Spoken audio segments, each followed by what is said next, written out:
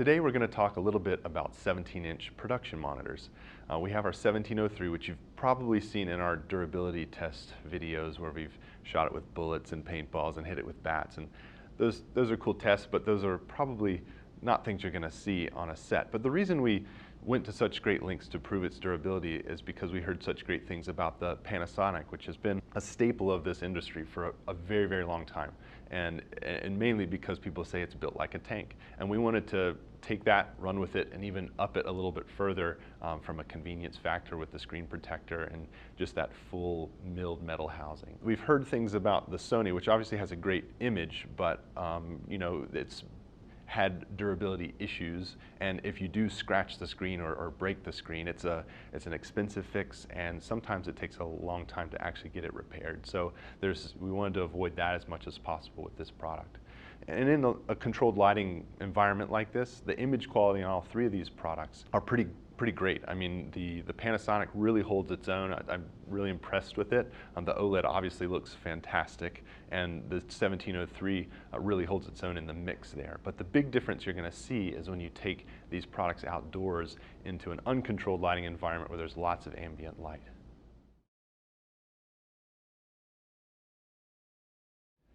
The 1703 HDR is truly amazing to look at outside. The color that you see when you're in a studio is carried through outside because it is so bright. You're seeing that full rich color. It's not being washed out like you can see on the other displays.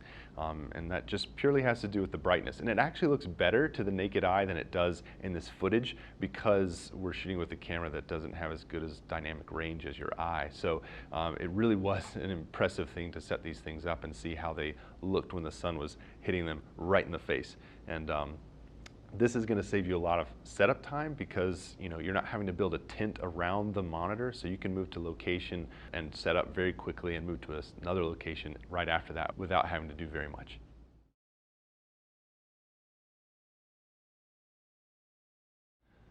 Another huge differentiator between the 1703 and competing monitors is the software. And I'm not just talking about tools. I mean, it has amazing tools, high definition scopes, all kinds of exposure assist, focus assist, guides, ability to move your image around, anamorphic, all that kind of stuff.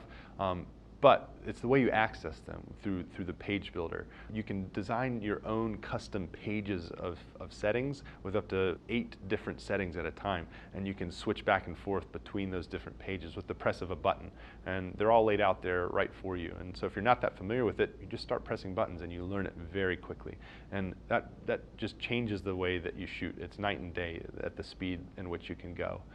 The other piece is our color flow technology, which allows you to load LUTs and preview them on the screen, and then you can pipe that LUT downstream to another monitor for a client or a director so that they can actually see what the finished product will be like. And you can isolate that downstream signal so that you can be going to your pages and messing with waveform and all that sort of stuff while they're still seeing a nice clean LUTed image that looks like a post-produced shot.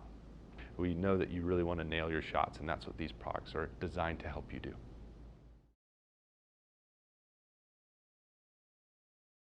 Another thing that we put a lot of effort into regarding our production monitors is the accessories, because so many sets these days are going wireless. It's not just cables going in and out of these monitors now. You're putting a bunch of different accessories on there. A lot of them need power, a lot of them have specialty mounting options, and so that's why we created the rapid rail system so that you can mount these little mounting blocks in, even provide cable strain relief through it, and even get power from the monitor to power things like Teradek or Paralink's wireless accessories so that you are able to go untethered for the day.